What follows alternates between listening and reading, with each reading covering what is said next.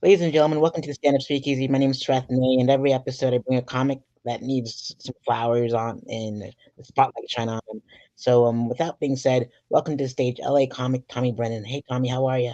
Hello, good. How are you? Fantastic. Thank you for being my guest today. Of course. Thanks for having me. You're welcome, and thanks for Jeffrey for nominating you too. So that's pretty awesome. I was wondering if he sent me your way. For He, sure. he's a good pal. How was it chatting with him? He was fantastic, and Yeah. I'm glad his show sold out in St. Augustine. So Oh yeah. yeah. Yeah, he's blowing up. He's selling out everywhere. He's doing great. Big time. So you're originally from Chicago, and or you grew up as one of eight kids in an old Midwestern family. Yeah, Minnesota, Nice. What part of Minnesota? St. Paul, like right in between St. Paul and Minneapolis, two downtowns. Cool. Like the Yeah. Twin Cities. Yeah, I was right perched right between them. Me and the big family. Awesome. Good stuff. I'm like my family is small, so like it's just me and my sister, so it's not too much. Okay. Yeah. Awesome. So you originally a Chicago comic, and what made you move to Chicago to pursue stand up in the beginning? I was right out of school. I was living in San Francisco working like a tech sales job and kind of had like a breakdown or just a little bit of a crisis. I was like this can't be the rest of it and I was like a theater kid and an actor as a kid. So I realized like I really missed performing, like whether that was stand up or I didn't know it was stand up at the time, but I missed performing. I signed up for an acting class in San Francisco. I showed up and it was canceled, and no one told me because I was the only one who signed up.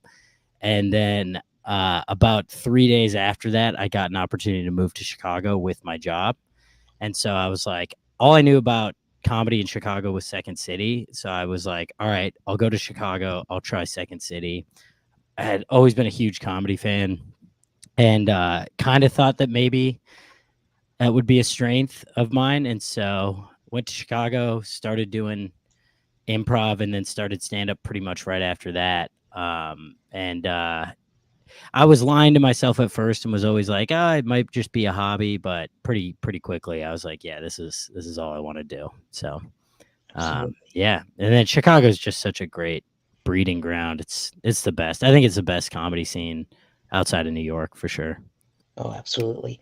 I did Red Line Tap when I did like a couple years ago, and I did the Annoyance Theater there too, and Oh yeah, it's just a beautiful city. I'm going back in December, so hopefully I can hop on a show or something while I'm out there. for sure. Yeah, the Annoyance was like my home for improv. I we did a weekly show there for a long time, and I loved that place. Oh yeah, it's just it was just like and the whole like random mic pull at the end. Like I got on the main show. I don't know how I did it, but I'm like, oh yeah, this is rad. So Yeah, it I, rules. oh yeah, and November is pretty cold out there now. I'm going in December. And I'm like, I bet it's much worse. So Yeah. Well, where are you based out of? uh, Daytona Beach. Oh, okay, great, Yeah, nice. yep. Yeah, that's December will kick your butt in Chicago for sure. Indeed, I'll definitely wear like 3 layers or something. Yeah, yeah. Awesome. So now you're based out of Los Angeles, and what made you move to Los Angeles? Kind of blind optimism that things would work out. Kind of a mix of like, I mean, I knew Chicago's amazing, but you do reach a ceiling in any city that's not New York or LA, where if you want industry attention, which that's not for everyone, but if you want to try to move up through the traditional industry, get into TV and that kind of stuff, you do have to go to New York or LA. Or I don't know if it's a blanket rule now with people blowing up on the internet and stuff. There's obviously a million ways to do it, but still the majority of industry shit happens on one of the two coasts. So I was like, all right, I'll go to New York or LA.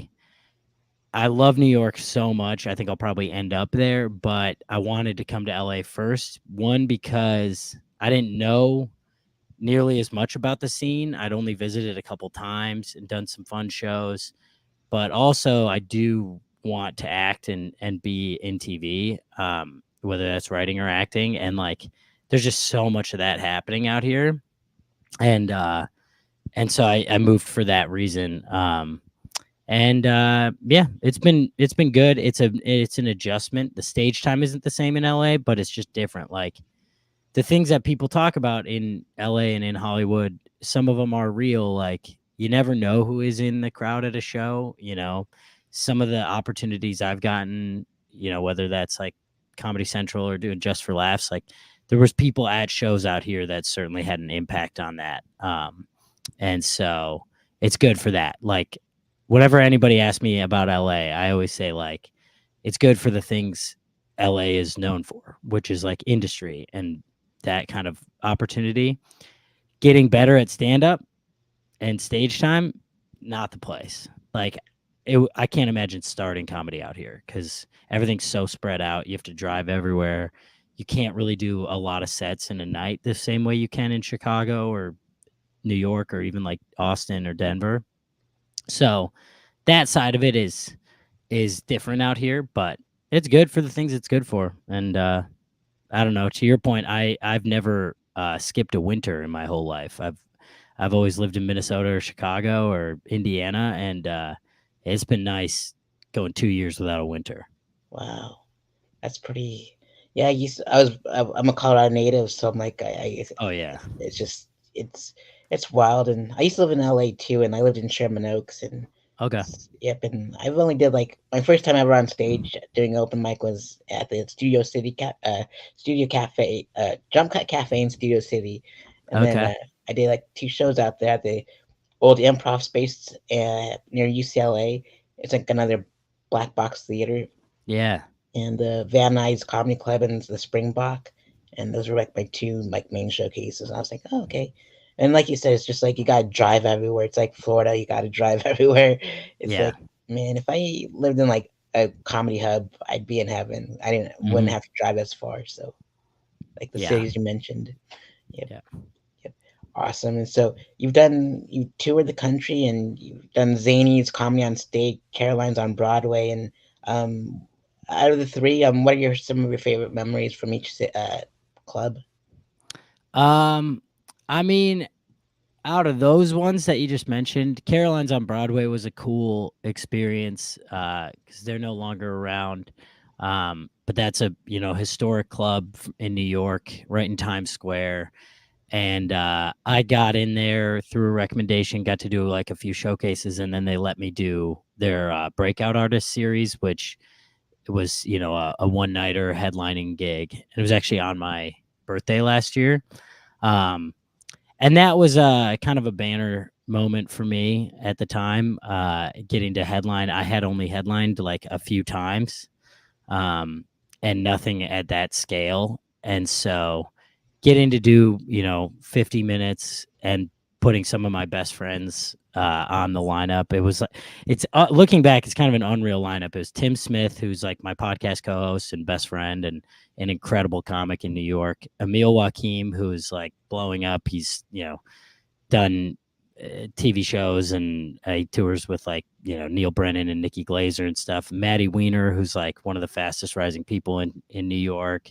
Antonio Kareem, same thing. Like it was so fun getting to just like put your friends on that stage, and then like personally with that one, the highlight of the Carolines experience was my two little sisters flew out for it, and they're both Broadway nerds. And so they have grown up like romanticizing Times Square and Manhattan and Midtown in a big way. And so them coming in and then getting to like stay in a hotel near Times Square and then walking over to Times Square and my poster being up in right off of Times Square was like that was cool for them to see and for me to see them like be excited about it. That was a big moment for me because my family has been my siblings especially have been like very supportive of this. They're my biggest fans, and like once in a while it's good to remind them like, yeah, it's going okay. Like you guys aren't completely you're not just supporting a full on idiot. And it's fun to it's fun to have them see it sometimes. Awesome. So great when like family's behind you when you're Oh chasing yeah. your stand-up goals. It's like remember my dad was like I went on tour once and like my dad was like I forgot my money in my hiding place and so he wires the money to me and goes here's an extra $100 if you need it. Yeah. And then after everything was all said and done and the tour wrapped up, I came home with $40 in my pocket and like the best memories ever. So it's awesome. Yeah. So you needed that $100. That was Oh, big, big. yeah. Oh, shout out to dad. Yep, for sure. Shout out to dad. And like, and it's pretty awesome to like just to have like family support and your people support, putting your friends on, like you said. And speaking of Neil Brennan, any relation to Neil Brennan? No, it's No. I joke about it and say he's my dad, but no, Brennan is actually my middle name. Oh, cool. It's my grandma's last name, and it's my godson's name, and it's a big family name, and it's my middle name, and my real last name is Schneeman. And about a year and a half ago, I dropped it and just started going by the middle name. And it's been a weird change. I don't know that I would suggest changing your name. It was brutal for like 6 months. It's fine now because it's like settled and people are used to it. But for a while, I had to like correct people and change it on posters and websites and stuff like that. But it's been good now. For sure. Name changes are rough indeed. Like I tell people, just call me Shrek. Don't call me Sreth. It's just gonna be easier. Just call me Shrek. Yeah. So, and sometimes there are autocorrects to safety on their, iPhones and Oh whatever. yeah. Yeah. Awesome. So I'm not familiar with Comedy on State. Where is that located? Oh, that's Madison. That is one of the best clubs in the country. Might be the best club in the country. Wow. It's in Madison, Wisconsin. It's right in the middle of the capital on State Street, and it's an amazing room. They have a built-in like audience that just loves comedy. They have an open mic on Wednesdays that almost sells out like every week, which is like crazy if you're a up and coming comic getting to perform in front of a real audience. Um, and the stat, like I always talk about this, like if you ask comedians the best clubs in the country, there's a combination of great rooms for sure. So like Comedy on State's a great room, Comedy Works in Denver, great room, Zany Chicago, like great room. But the what like makes it when people are like I love going there is like the staff, and Comedy on State is like the ultimate combo of it's a great room, but the staff there is amazing. Like you can perform there and then come back a year and a half later. It's what just happened to me, and you feel like family still. Like you walk in, the door guy's gonna remember you, the bartenders are gonna remember you because they're like part of the family. They've been there for a long time. The manager Alec is amazing. The owners are awesome. Even Anna, like the staff is just what makes some of these clubs like really I'm like passionate about it. Like it's amazing. And yeah, it's just a great time. It's one of those clubs you leave and you're spoiled. It's hard to go to the next place after that. Wow. Gosh, I love places like that, like on a Wednesday night, and it reminds me of my homeroom, the Tiernanog Irish Pub in Daytona Beach. Okay. It's a dive bar, but like it's like family. It's like Yeah. you can't explain it. The mic starts at like 10:30, but it packs out all the time, like most of the That's time, awesome. and it's like perfect lighting on stage, perfect sound. I'm the DJ, and everyone gets their own walk up with music, like they're professional wrestlers and stuff, and That's great. yeah, we make the most out of it. And it's heaven on earth. So if you ever make it down to Daytona, I'll put in a good word for you. Deal. Yeah, that's great. Indeed. And so good to know that there's places like that. And Comedy Works is downtown is like one of my favorite places. Like, Yeah. do you know Mike Stanley? Yeah, of course. Yeah, he did like Thick Skin, and he has Thick Skin, and or the show Thick Skin, and like I was on he had a guest host one time, and I got to do they did a the bucket pull, and I got pulled out of it, and I got to do 4 minutes. It was just like wow, Matt so Matt Kobos helps with that show too, right? yeah, Matt, Yeah, yeah, I'm good pals with Kobos. awesome, Yeah. indeed. I they're just good fellas. Yeah, I mean that whole Denver scene is one of my favorite places to go. I mean, Comedy Works is a top 2 or 3 club for sure. But the staff there also rules. I Yeah, love going out with them afterwards. That little Russian bar across the street, and yeah, that place will spoil you too. If you start awesome. there and then have to move away, that's tough. Indeed. I'm glad I didn't. I was just there on vacation, so Yeah, yeah. But man, I love it, and I don't know, like just the I don't know, like just got to meet Mike Stanley for the first time, like in camp, like Side Splitters, Wesley Chapel in Florida. It was just awesome. He's just one of the coolest dudes. Gave me a free sticker and everything. is that the one that's it's like an old movie theater? hmm That's the Okay, one. yeah, I haven't Yeah. been there yet. I gotta get down. Oh, for sure. It's a pretty unique experience. It's like Red Rocks, but without the open air. So, Yeah. but I'm gonna go see a fellow Denver comic, Sam Talent, at the Oh, other Side Splitters. So he's coming the up. uh he's the best. He might be the best comic in the country. Oh, for sure. I'm so glad I brought his book. So Oh yeah. Wow, that book is heavy though. I mean, it's great, but it's intense. awesome. Can't wait to read it. I'm reading Car Sick by John Waters first. Okay. Almost done, but he hitchhikes across the country. But Yeah. it's a good one. Yeah. So Zanies, I hear a lot of good things. Chicago and Nashville, and Yeah. my Zany's is a great chain of clubs. It's funny. Zany's in Chicago that's the original in downtown.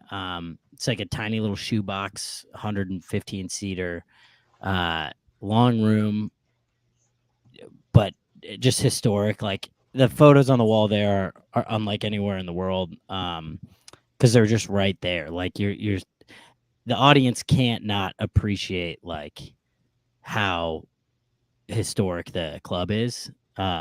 And yeah, I mean, when I was coming up in Chicago, Zany's was the mountaintop. Like I remember thinking, if I could just do a host set at Zany's, I'll have like made it. Like I thought that was like it.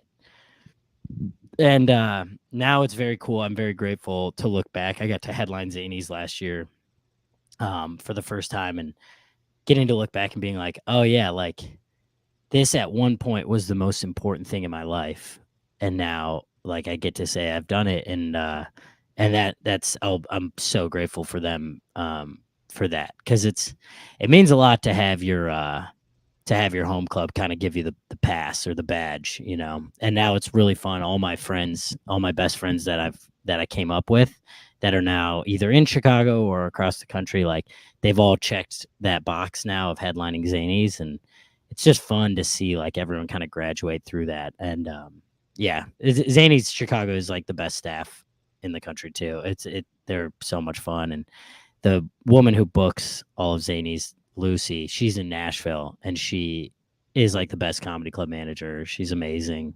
She makes you feel awesome. She gives people opportunities that other folks don't. And yeah, that Nashville club is great too. Much bigger, but yeah, top 5 club. It's awesome.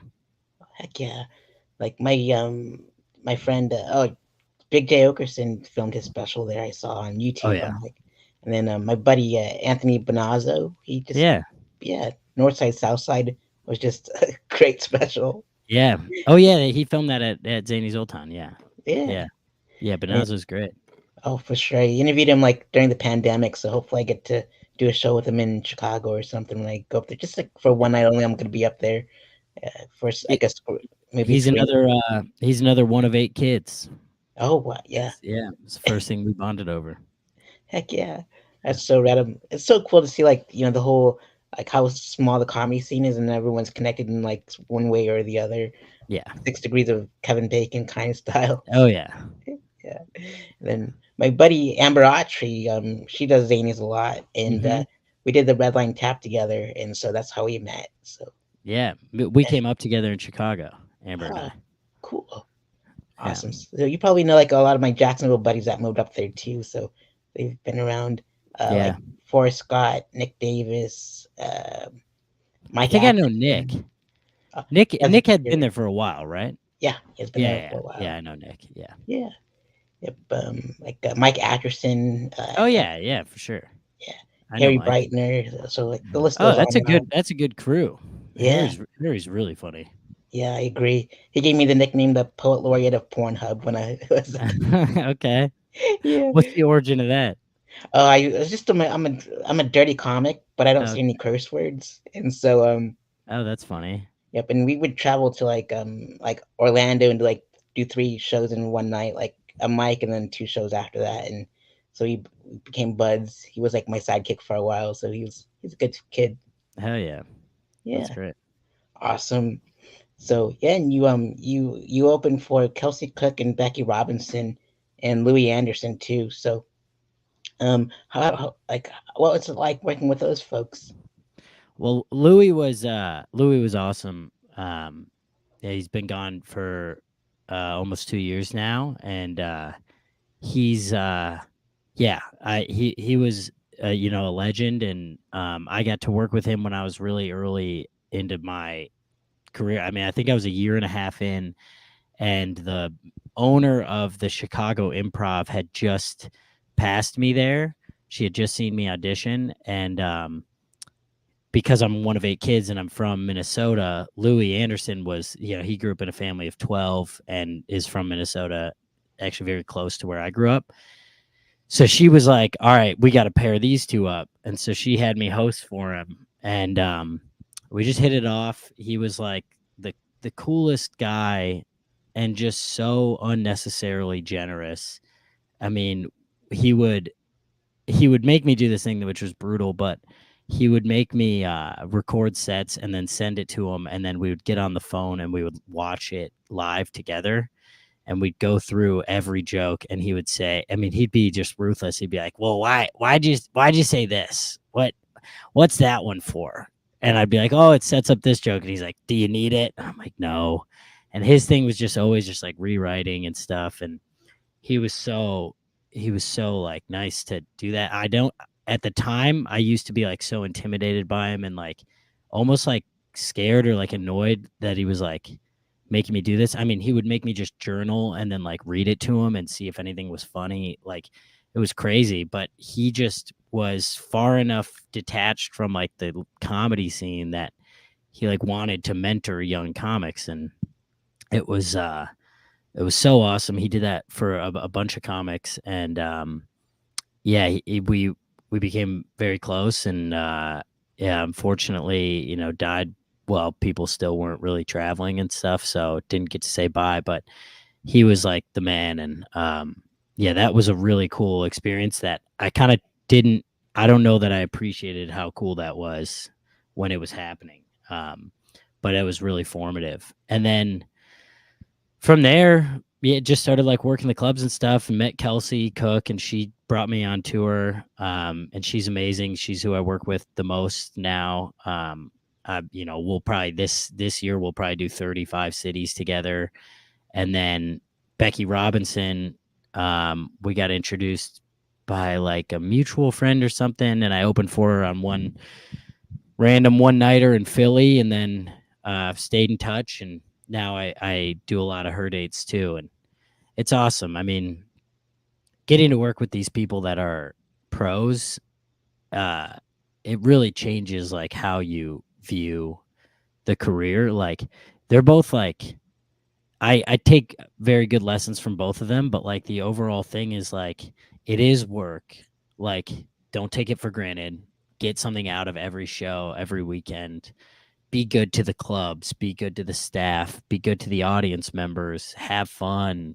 But like it is work. Like we're this is our time to put in the work, and it's so fun just getting to tour with two people who I'm very lucky. Like Kelsey and Becky both sell super well, so I'm playing like sold out clubs all the time. Wow, Um, and that's like it's so I'm so spoiled. It's amazing. It's really it makes it scary to want to make the full leap to headliner because I'm not gonna sell like that right away. I mean, it'll take some time, and they both went through those years of like not being able to sell, and now they're getting their flowers, and it's so tight to see. wow. That's pretty awesome. Like I'm not at that. I don't think I'm at the level where I can like do shows with pros yet. I'm like 8 years in, and so I'm just coasting. It's not bad of a ride so far. So Yeah. yeah, Yeah, it's hard to I don't know that there's ever like a time where you're like, "Oh, I'm ready for the next step." I mean, like the first time I featured, I probably had 8 minutes and had to do 25. And like the first time I did 30, it was also a feature spot. I thought I was doing 20, and I showed up with like 15 ready to stretch that into 20, and then they were like, you got to do 30. So you just got to figure it out. I mean, the first time I headlined, like they asked if I had an hour, and I was with this guy Chris Franjola, who's a great comic. He created the show Chelsea Lately, ah, and I was working a weekend with him, and I got this email from a club, a very good club, and they were like, "Hey, the headliner dropped. Can you headline? And do you have a good 50 minutes?" And I turned to him and I was like, "I have 30 maybe. Should I say no?" And he was like, "No, absolutely say yes. You have to. That's how it always happens at first. You're never like ready. Just say yes. You'll find a way to fill the hour." And so I said yes, and he was right. I mean, looking back, if I watched those tapes now, I probably wouldn't be proud of what I did, but we got through it and had a fun time. And you're never ready for the next step. I don't think before it happens. for sure, absolutely. Yep, just trust the process, and that's all. Like my mentors in comedy have told me, just trust the process, go Yeah, with it, and see what happens. Yeah, yeah. I think the only thing you can control is like write jokes and then be out as much as you can. Like be out at shows, mics, whatever it is. Like I basically say, and this is I don't know, maybe psychotic, but every single night, especially now, I don't have a day job. This is my only job, so it's like every single night I should be doing something that is somewhat related to the career, whether that's going to a show or writing with someone or going to a mic or like I mean I count like hanging out at a friend's show as like work because something will come out of it. You'll meet someone, you'll see something, you'll be inspired or whatever, or you'll just get drunk and have a good time. But it's like you have to just be out as much as you can.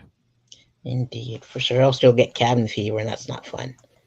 And the Yeah, and world's you already start over. getting in bad habits where you're like, I've gone through stretches like this. I recently was in one where like I would be on the road so much that when I'd be back in LA, I wasn't good at being like, all right, you have to go out and be out and about. I'd be home for 3 days and I'm like, I just want to be in my bed and I want to be at home and I want to watch TV.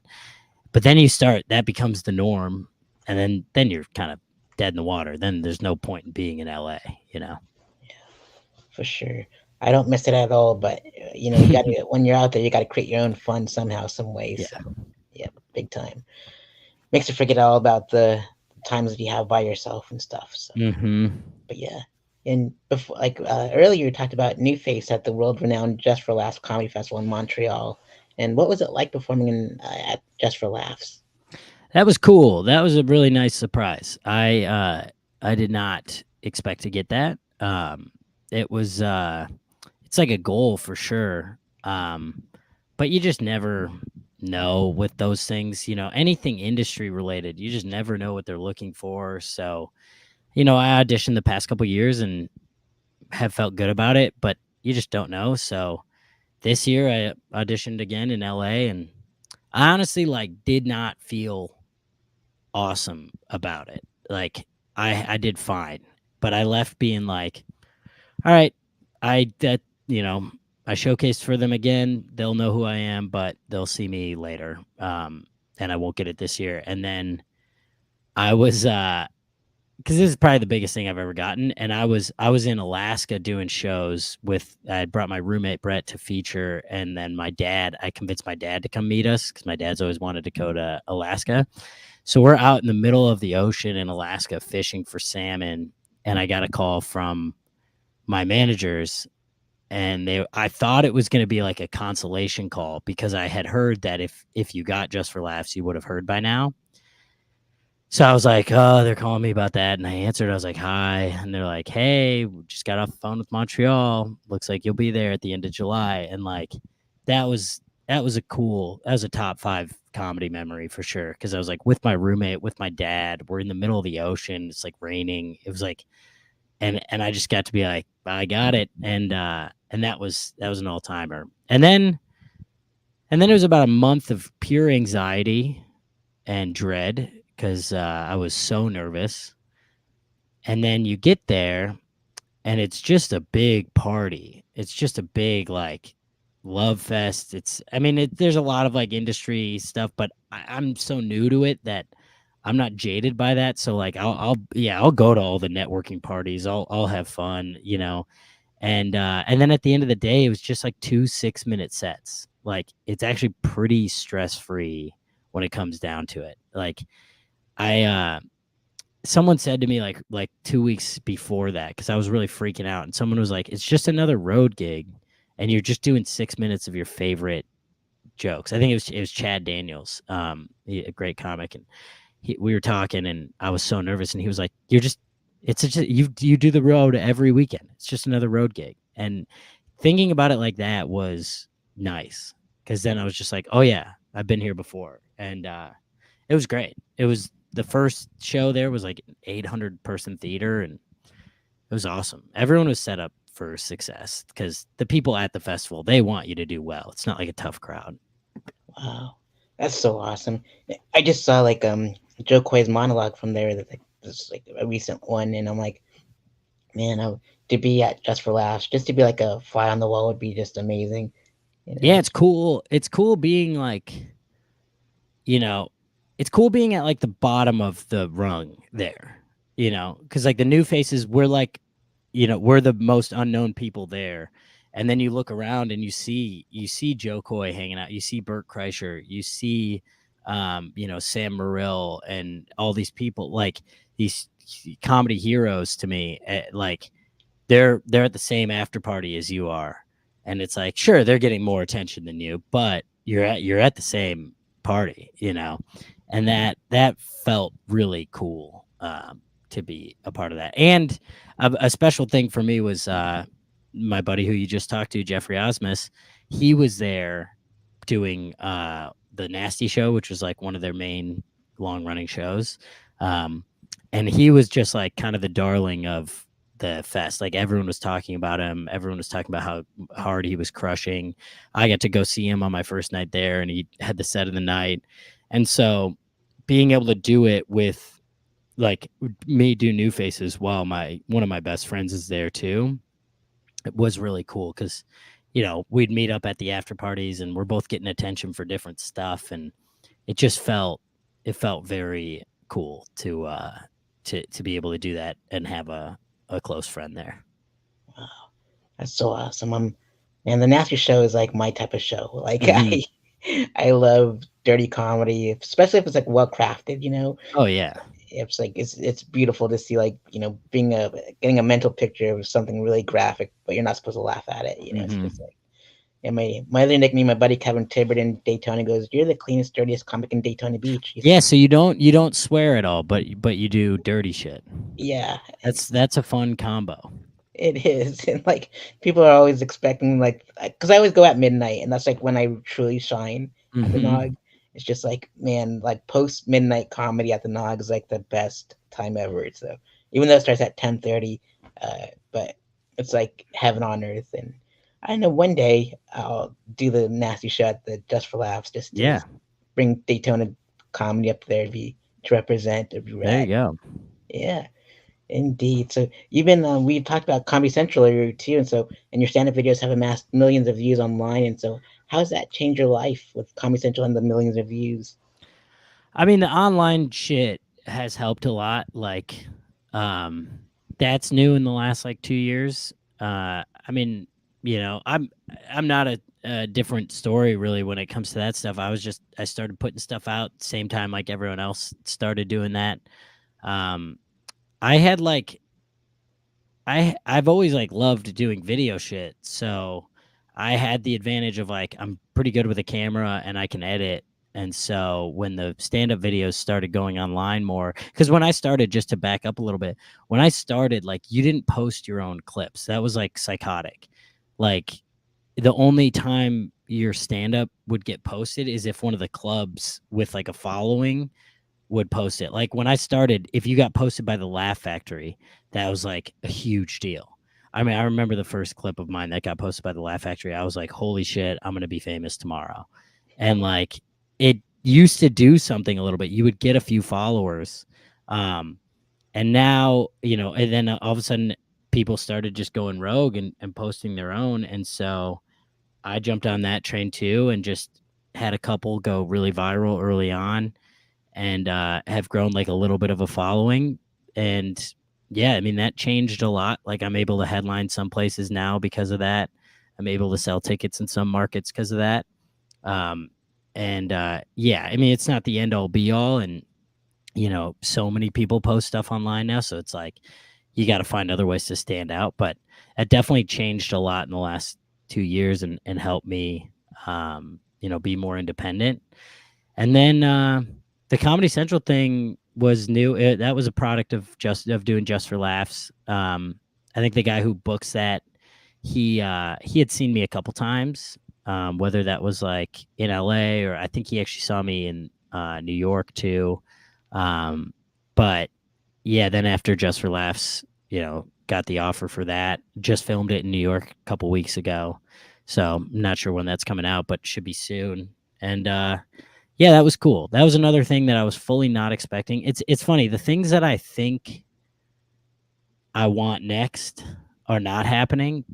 And then like things that I thought were further away, like Comedy Central and Just for Laughs, like that's happening.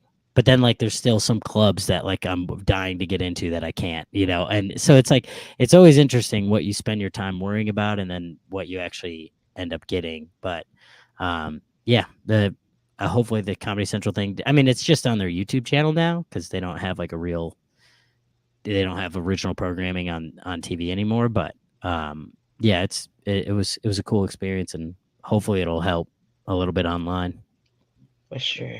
And I'm glad I'm not the only one with a comedy journey that's so out of order. Yeah, It's like, and like trusting the process. Like my festival happened first, and then my first show happened 4 months later, which was my roast. And then like shows followed, and I'm like, and it's just crazy how you don't expect you expect the unexpected kind of thing. It's fun. yeah, it's like yeah, it goes back to just like just control what you can control, just like put in the work and like do that kind of stuff. And I'm kind of talking in the mirror right now because I'm trying to focus more on that right now. Like just keep writing, keep working, and let everything else fall into place. Because yeah, typically the stuff you end up fretting about is not helpful, or not even what you should be spending time on. And everyone's journey is different. I mean, even the people that have had a same thing as me, like people that did Just for Laughs and Comedy Central, sometimes it takes 8 more years or 10 years after that shit for anything to pop. And then sometimes someone does Just for Laughs and gets Saturday Night Live a week later, like it's just different for everybody. And it's hard to remember that, but it's something I'm trying to like practice right now. It's like just keep doing what you can do and then let everything else happen. 100%, man. Great wise words you got there, Tommy. I That's mean, I'm great. talking to myself right now. I'm not always good at that. But it's you just don't want to get bitter. There's so many people in comedy that are so bitter, and I'm really right now. I'm trying to just be like, isn't this pretty fun though that we get to do this? And I mean, it's hilarious that this is how I pay bills. Like I complain about the travel all the time. Yesterday I had to get up at 3:30 to fly back from Cleveland, and it's like, yeah, I'm complaining about that, but also today I don't have a day job. Like I'm after this, I could take a walk, I could take a nap, whatever. It doesn't matter. Like it's so funny that I get to do comedy for a living, and yeah, and so I'm trying not to get bitter because right when I started, I mean, like 6 months in, I'm sure you've experienced the same thing. You meet people who are like really jaded and bitter, and there's some that have good reason to be, and some that don't. And you're just like, oh, I don't want to be that. I don't want to be that old guy in the scene that's like, fuck this. I could have been somebody, you know? So I'm doing everything I can to not be in that place. Indeed. Gosh, you just remind me of like my earlier days, and I'm like, man, I'm sure glad I relocated to Daytona because then I can do a show every like month of the year and not worry about snow and Yeah. growing my network in the process. It's just like when I was in Pueblo, Colorado, where I was like doing everything else with like my first show and everything. It was just like I dreaded driving to Colorado Springs, even though it was like 45 minutes away, and I'm like and we only had like one weekly mic. I'm like, I'm just gonna stick to this one weekly mic. I didn't know the whole. There's more to this than just one city, Yeah. So yeah, it's like your world is an ocean. Go do mics everywhere, shows everywhere, do everything everywhere. Yeah. Yeah, indeed. So now you're touring. You're touring the nation as one of the comedy's fastest rising stars. And what are some of your favorite places to perform nationwide? And what's your worst bombing story too? Because those are the best. Ooh, worst. I got a couple good bombs recently. Favorite places to perform: Chicago, love it. I always love Chicago. Denver is up there. Madison, like I said, but that's mostly because of the club. Um, I love small towns too. Like, there's a town outside in the middle of Illinois called Ottawa, Illinois, and I mean, I go back there. I've gone back like twice in the last 6 months. Like, it's just you end up finding Sam Talent. Honestly, is like the perfect example of this. Is like you can grow, you can still do the old fashioned route of just touring to as many places as you can and actually building fans in those markets. Like, you wouldn't know by my online following that I can sell tickets in Ottawa, Illinois. But now when I go there, it sells out like right away because it's small enough that like just word spreads and they're just like, "Oh, Tommy's coming back." And it's like I'm like a weird combo of like a celebrity in that town, but also like a cousin. Like we all feel like we know each other. I mean, when I do shows there, I like do crowd work that's like, "Hey, Nancy, you were running for city council last time I was here. Like, how'd that go?" You know, it's like we're staying in touch almost. Um, and and so I love small towns. I've done a million small towns with Jeff Asmus. He's another person who's doing it that way of like, yeah, he's blowing up online, but like if you go to Eau Claire, Wisconsin, they're gonna know who Jeffrey Asmus is, and like you would never know that from the internet, but it's because he's spent years and years going through these small town markets and building an audience, and that's a really fun way to do it. Now, that being said, some of my worst bombs are also in those small town markets. Um, I think my favorite bomb story. It's funny because it wasn't even like a full bomb, but it was. I was in Dubuque, Iowa, and one thing I do, like, I don't do it as much anymore, but at this time I was like, actually I do. I don't know why I said that. I definitely still do this, but like I have like some real road hacky bits where you basically just, and Jeff and I have done this for forever. We always talk about this. You basically just make fun of the town that town thinks is shittier than their town. Because in any small town in America, they think that one of the towns within a 20-mile radius is a piece of shit. But then that town thinks a different town is the piece of shit. Like, everyone just has a weird little superiority complex over another town near them. So I always go to these clubs and I go, "What's like the shitty town that you guys make fun of?" And it's always like, boom, they know the answer right away. They're like, "Janesville," and I'm like, "Perfect." So I asked this in Dubuque to the bartender at the club. I go, "What's the shitty town?" And she goes, "Waterloo." I'm like, "Perfect." So I get on stage and I'm having kind of a fun set, and then I take like 4 or 5 swings at Waterloo.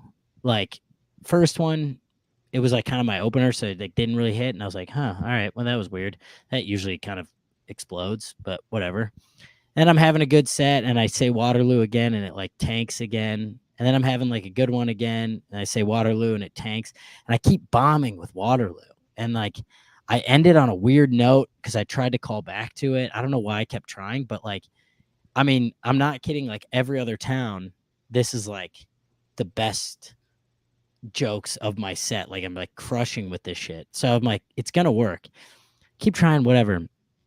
I get off stage and Tim Smith, who I was opening for him, he was going up to headline and he stopped me on the way back and he goes, "Hey, Waterloo's the only historically black town in Iowa." Oh, jeez. So it just looked like I was being overtly racist on stage. But because the the bartender was half black and she was from Waterloo, so she was kind of setting me up. She kind of was fucking with me, but she didn't realize like to the extent that I was going to be using this. And because I get back there and I was like, "What the hell was that?" And she thought it was the funniest thing in the world because Uh, it was like a room full of white people, but just being like, "What the hell is he doing?"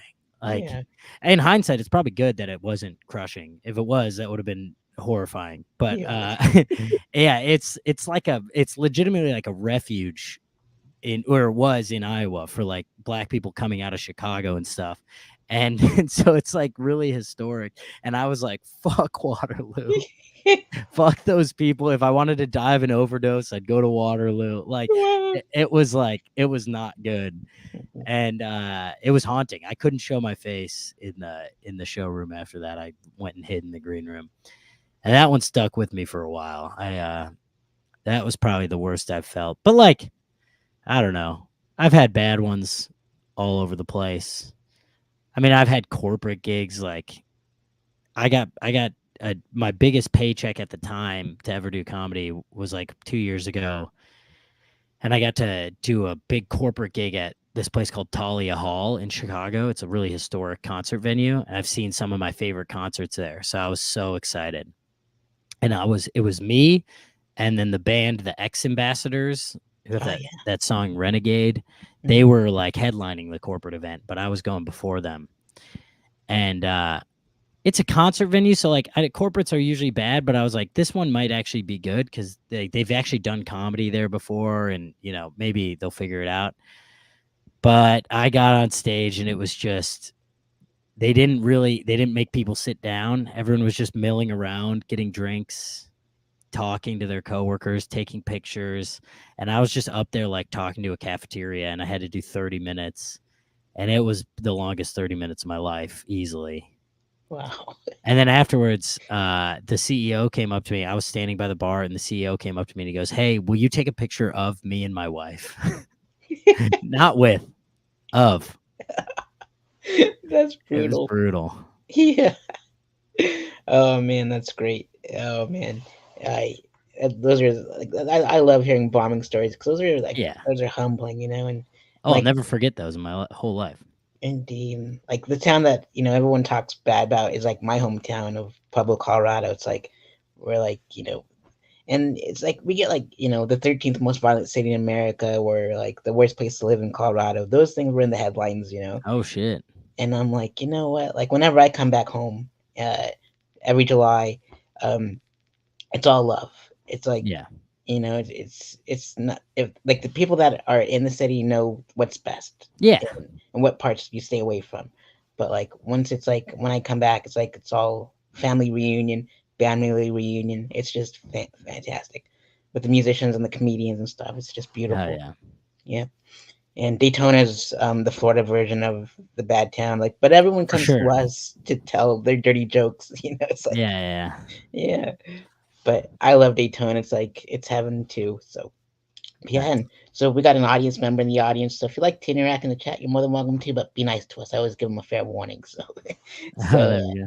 other than stand up, you do your web series and and the podcast with your roommates in law. The co-host is Tim Smith. And how do you link up with Tim Smith with roommates in law? Created that. Tim and I were both in Chicago. He's a great comic, and one of my best friends. And so during the pandemic, we were just like, we were living like a few blocks away from each other at the time, and we were just like riffing ideas for sketches to do some sketch comedy. we came up with this idea where we were like adult brothers with bunk beds, and then that was way too similar to Step Brothers. So then we just like pivoted to, okay, maybe we're like, we wrote some other stuff where we were brothers. And then one of our friends, Chelsea Hood, actually, she's another Chicago comic. She was like, you should be in-laws, not brothers, which is a more fun, in-laws is a more fun dynamic. And so we just wrote this little web series where he was my brother-in-law. We were both, I was moving in with my sister, and her husband, but she was the breadwinner. So me and the husband had to be at home together during the day. And we're kind of doing like almost like a parody of like white guy sitcoms in the 2000s, where it's like, it's pretty over the top, pretty cheesy, but very fun. So we just did like, I don't know, 30 sketches or something like that. And got like a little cult following going. And then once stuff opened up and we didn't have as much time to do sketch comedy, we just turned it into a weekly podcast where we tell stories. He's not actually my brother-in-law. A lot of people think that. We never actually even lived together. So it's pretty fun. It's a fun dynamic, and it's a fun pod. We basically just tell comedy stories. We're both touring all the time. He's in New York, I'm in LA. So we just like tell fun stories from the week, and once in a while we'll have a guest, and it's a good time. But yeah, shooting sketch comedy it's so much fun. I do it with some of my roommates out here too, and it's a blast. And getting to do that over the pandemic kind of kept us sane. Oh, yeah, indeed. Keeping you sane during the pandemic. That's why I started this. It's like I Yeah. had my buddies moved away to like certain cities. I'm like, nominate 5 comics, and then I'll interview those 5 comics, and just start blowing up. And I'm like, because I needed to talk to comics, or else I missed the hangs at the mics and the Mm-hmm. shows. Yeah, so I had to do something to make up for that lost time. But Big time. Florida, they're crazy. We opened up right back up in Daytona in 4 months. Yeah, you guys shut down for like 25 minutes. Yeah, we're wild. Yeah. Yeah, Chicago was a real ghost land for a little while. They really shut down. That's pretty scary for sure, Yeah. indeed. But yeah, you have that never grow up demeanor and Midwestern nature.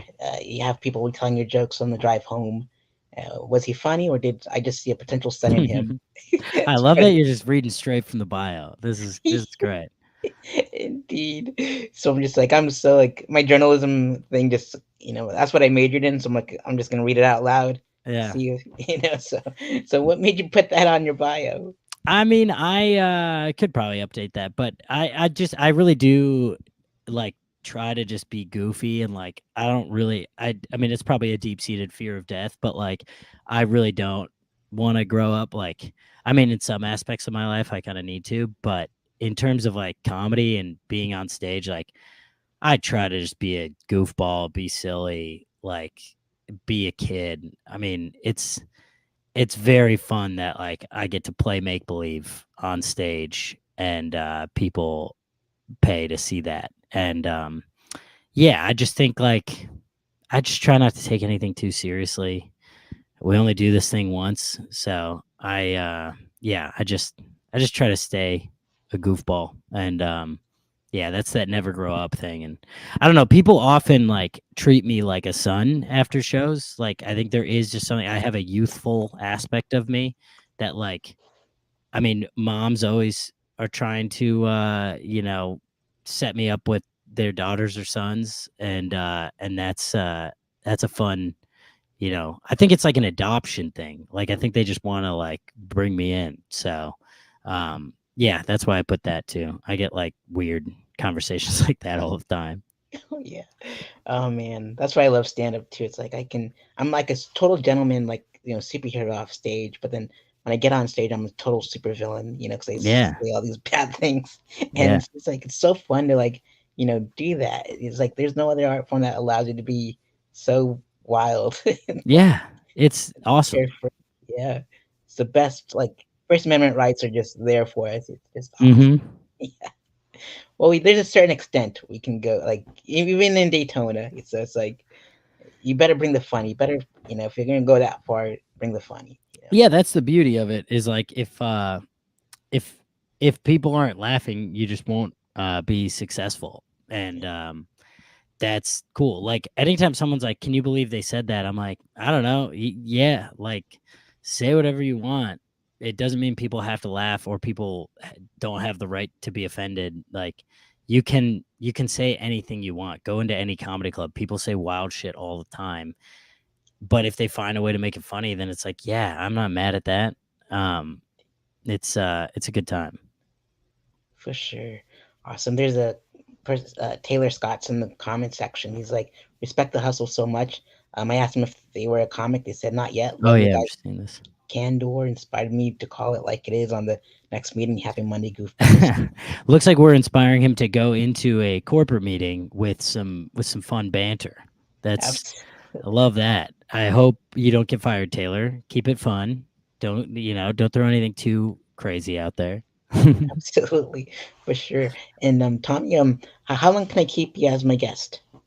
I got 10 more minutes. But whatever you want to do. How long do you usually go?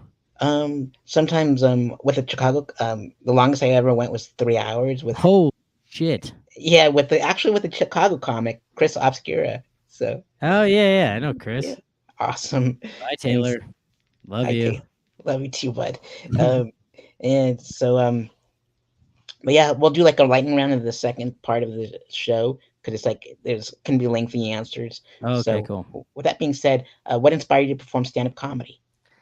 Uh, I mean, just missing performing, honestly. I performed so much as a kid, and so I just missed that aspect. And then honestly, like seeing a couple people early on, like John Mulaney, I saw him right when I moved to Chicago, and I was already a fan, but seeing him live, I was like, oh, this is special.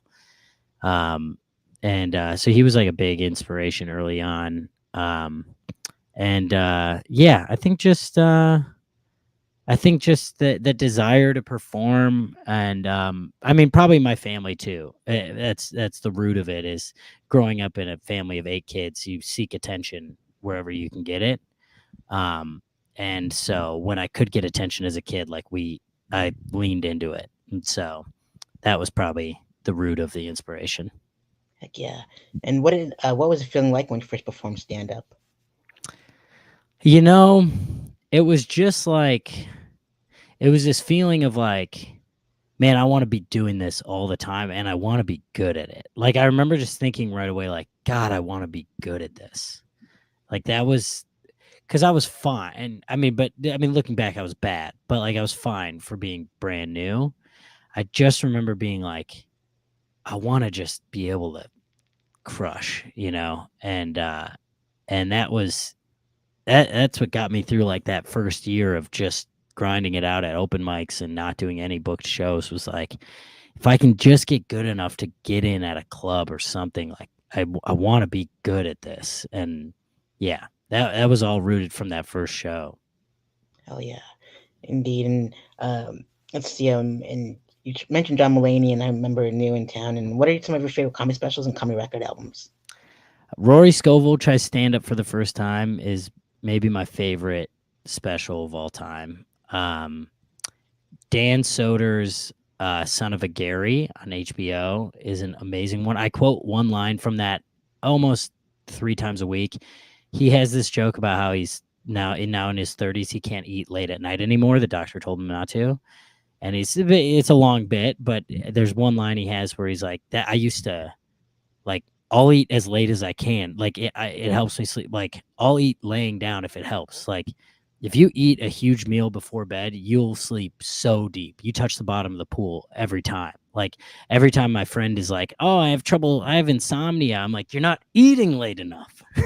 And that line of "you're not eating late enough" makes me laugh so hard. I think about it all the time. So Dan Soder, Son of a Gary, Joe List, I Hate Myself is one of my favorite specials of all time.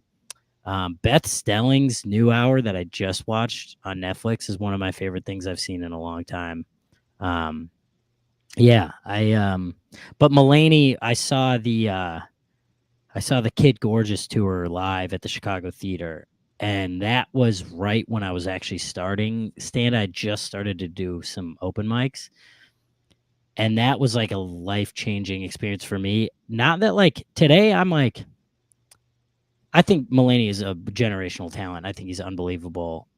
I'm like, he's not like the best. He's not the best at stand up right now. I don't know. Maybe he's one of the best. But at that time, it was an important lesson for me to learn that like you don't have to have this crazy fucked up trauma filled life to be a good comedian. I had a weird like mental block that I was like, I haven't like lived enough. I haven't like struggled enough to be a good comedian. And Mulaney just it was so good at taking a benign thing that happened to him and turning it into a 3-minute killer bit. And yeah, that was like inspiring in an important way for me. Most definitely. And shout out to Rory, like, with his special that you mentioned and his documentary for the Relapse Theater. I got Yeah. to do it once on tour. It was like No did way. 6 minutes. It was beautiful. Like the show was called Sweet Baby Cheeses, and they were making grilled cheese in the corner, and it was like standing room only. It was bonkers. It was just like heaven. Incredible. Yeah. It's in my link tree, so if you want to watch, you're more than welcome to watch Yeah. it. It's really dirty, so but enjoy it. And let's see here. Some of those guys have been on TV and film. So, what are your favorite sitcom, sketch shows, and comedy films? Sitcom, I mean, I'm a huge Office fan. And then honestly, like guilty pleasure, I'll watch New Girl here and there. I really like some of the bits they do in sitcoms. Like one thing you have to like people always like make fun of sitcoms because they're like cheesy, but it's like, yeah, that's the genre. But like you can't take away like there are great bits that they write within those. And yeah, it's like written within a kind of like laugh tracks genre, even the ones that don't have a laugh track. It's like kind of that cheesy punchiness. But yeah, I love watching sitcoms to just see what bits they decide to write out. So New Girl, I'll watch How I Met Your Mother once in a while. As like bad as it is, it's kind of great too. There's some great jokes in there. But Parks and Rec and The Office are like two of my favorite shows of all time. And then lately, I mean, this is not crazy, but Tim Robinson's I Think You Should Leave on Netflix is the best sketch comedy I think of all time. That's I quote that me and Tim Smith quote that every day. And that's like a dream to try to do something like that. Um, and then yeah, I mean, I don't, in terms of like there aren't really like current sitcoms on. So it's like all the sitcoms I love, they're all older ones. But yeah, the my favorite current show is I Think You Should Leave with Tim Robinson. Heck yeah, comedy films too. Oh, films too. I mean, my original favorite movie of all time was Tommy Boy, probably partially because of the name, but also it was like there was something about David Spade in that movie where I was like, that's how I feel. Like that's who I am. That like straight man, like just dry delivery is like the funniest to me. I mean, I think like I mean some of his lines just like when Chris Farley asks like, hey Richard, does this tie make me look fat? And he's like, no, your face does. I think that's one of the best delivered lines like of all time. And he has so many of those in that movie. So Tommy Boy, I think holds up. It's so good. Dumb and Dumber, honestly, was another one that early on I was like, oh, this is like the funniest thing in the world. And I'll rewatch it today, and I think 90% of it holds up. Um, and then like some underrated ones. I mean, I think Bridesmaids is like, I just recently watched that in a hotel. I think that's an unbelievable movie. An underrated one that not everyone. I don't know how it wasn't bigger, but The Other Guys with Will Ferrell and Mark Wahlberg. I think that is like almost a perfect movie. Um, and it makes me laugh all the way through and has some unbelievable. Michael Keaton in that movie is so funny. Again, it's like a kind of a straight man, but he has like a weird shtick the whole time. I mean, the fact that he's a police chief, but also a nighttime manager at Bed Bath and Beyond, I think is one of the funniest bits. Um, So yeah, that's my underrated movie is The Other Guys.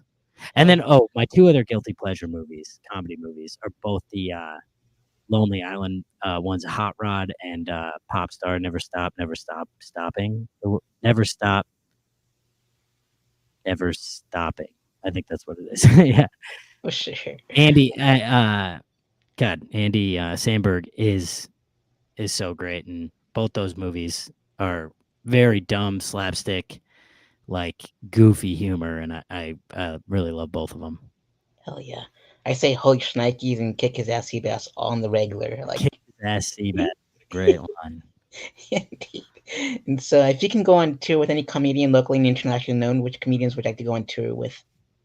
Rory, for sure. Rory Scovel. I think, like, he's my favorite person to watch right now. I mean, that's my top, and then Mulaney for sure. I would love to tour with Mulaney. Um, those are my two all stars. Again, locally? Locally, I mean, I want to tour more with like my friends in LA too. So like Orion Levine, I don't know if you've heard of him, but he's one of my favorites to watch. He's a new good friend of mine out here. We've toured like a little bit together, and that's been fun. And then Jeffrey Asmus, I've toured a little bit with him too. We've done some co-headlining. I've opened for him, and he is one of my favorites to watch and learn from. And the last one I'll say locally out here in LA is one of my best friends, Laura Peak. She's also one of the biggest up and coming people, and is just an incredible comic and she's another person who has a lot of fun with it on stage, and that's who you want to tour with. Is you want to be able to have some fun and watch someone have fun while you're out there. For sure.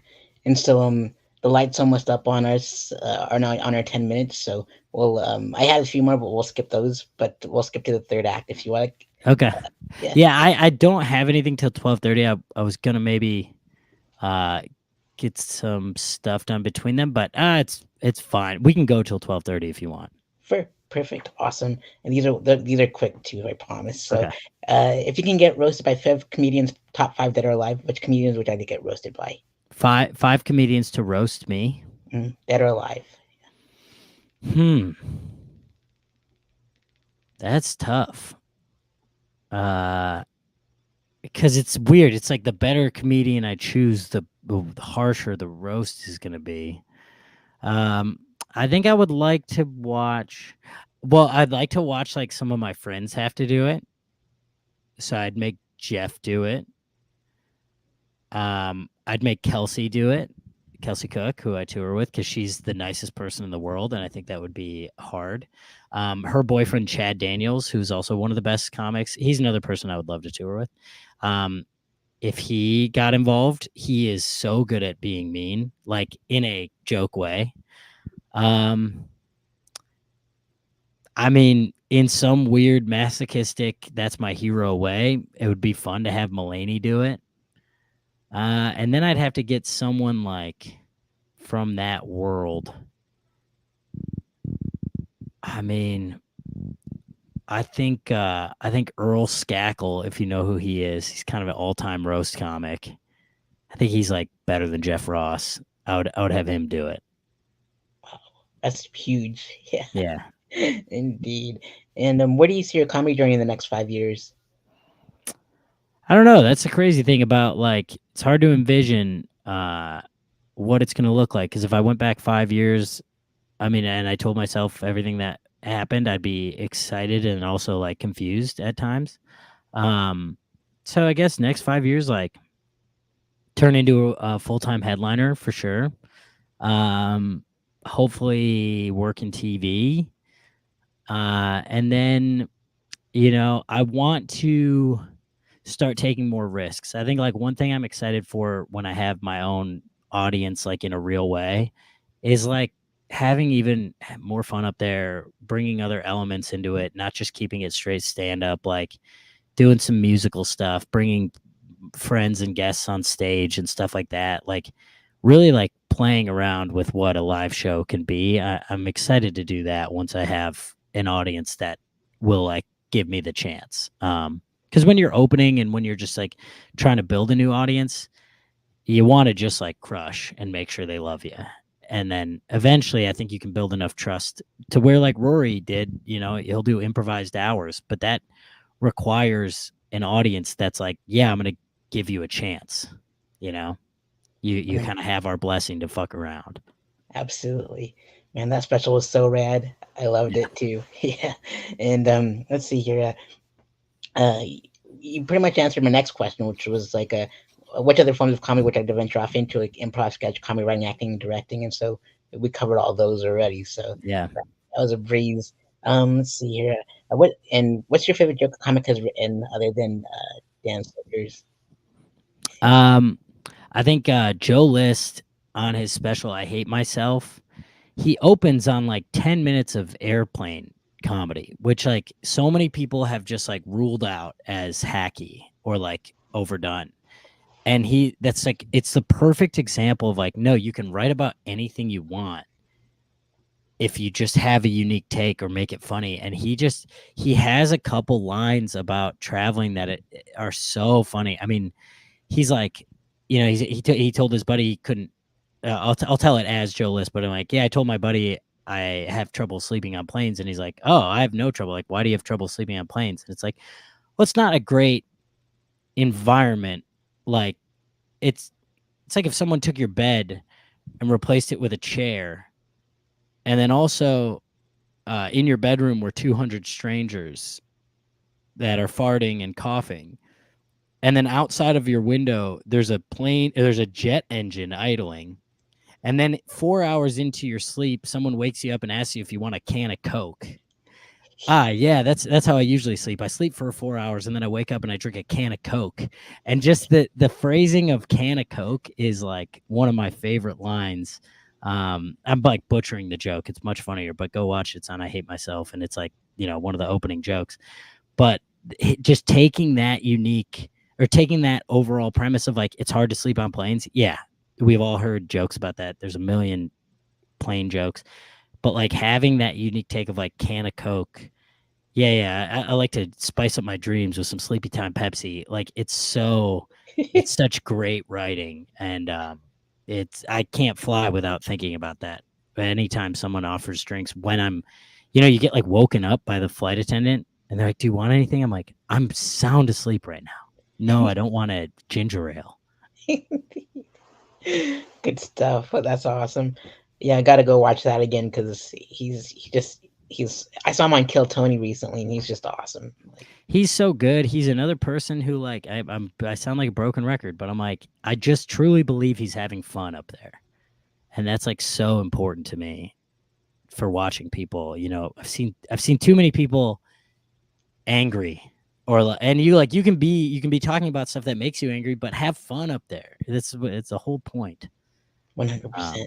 Yeah, I agree. And that's why I still love doing it, even though I took like a 5 month hiatus. I'm glad I'm back, but sometimes you welcome need back.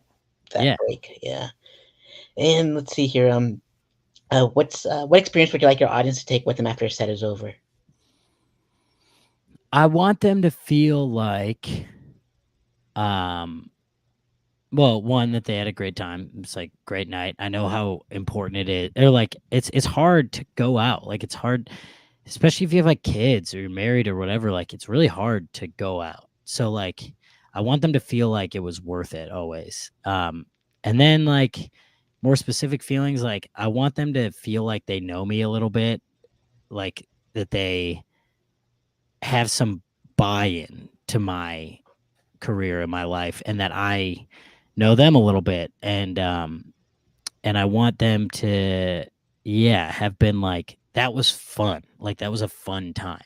Um whether it's like quoting jokes or like just like the overall that was a good time, like that's all I can ask for. There's it's one thing Becky, I think working with Becky Robinson, it's one thing I've learned, like people leave her show being like, wow, that was like a party, because she's routing, she closes with like a song and it's so fun.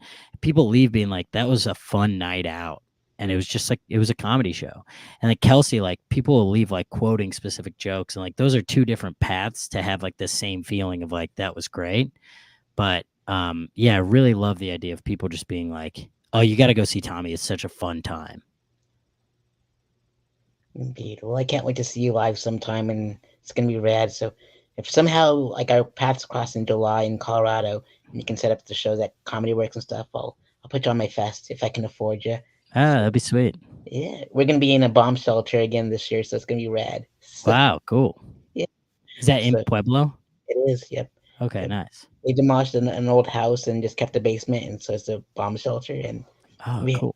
like last year was the first time we did stand up and storytelling and podcasting. So it's we broke new ground there, so it was awesome. Yeah, please keep in touch about that. That'd I be will cool. most definitely. And so and Tommy so this is the third act, final act, and we're almost at the half hour mark and of your next thing. And if you can, this is a stand-up speakeasy, so it's like a secret society of stand-up comics. So you have to be invited in to join the party. So with that being said, Tommy, which five comics would you like to see on a future episode? That's in your circle of friends. You like to see on a future episode of the stand-up speakeasy. I would say Tim Smith, Laura Peak, Orion Levine. That's spelled Orion, and then Levine, like uh, the singer of Maroon 5. Um, let's see, that's three. I'm gonna say Chris Higgins in Chicago, and who's the last one I'll pick? Let me get another gal in here. I'm gonna say Kelly Ryan out of LA. Awesome. Fantastic. I'll do my best to reach out to him and hopefully they respond like you did. And I'm so thankful you responded. And Yeah, of um, course. thanks for being my guest and all that stuff. And follow Tommy and donate to him all you can. Everything's below in the description box. And so, any final words you'd like to give out to the audience at home, Tommy? Now just have some fun out there. Be a goofball. Come see a show. Go support live comedy, and yeah, thanks for listening. For sure. One more thing, don't forget to plug in your shows too. So I want people to come see you. Oh yeah. Yeah, Well, I'm right now. yeah, if you'd like to. Oh yeah. Well, I'm the rest of this year I'm touring with Kelsey and Becky, so I'm doing DC and then Nashville, Alabama, and Atlanta with Kelsey, and then Kansas City with Becky, and then back with Kelsey in Tampa, and what's the other one we're doing? Oh, in Boston. And then I'm doing Orlando. If you have any, I'm headlining just like a one nighter in Orlando in December. If anyone's in Orlando, please come out. And then in the new year, I'll be on the road every weekend. Just all my stuff is at somekidtommy.com. That should be all the show dates. Oh heck yeah, dude! I'll do my best to make it out to the either Tampa is far, but I'll go to see Sam Town out there anyways. Yeah, And yeah. Orlando's closer to me, so I'll do my best to come see you at both. Hopefully, Oh, sweet. yeah, meet you in person. Yeah, So that'd be awesome. awesome, Tommy. Thank you so much for being my guest, and I'll see you on the next episode. All right, deal. Cool. Be safe. Take care of each other, and we'll see you on the next episode. Later, folks.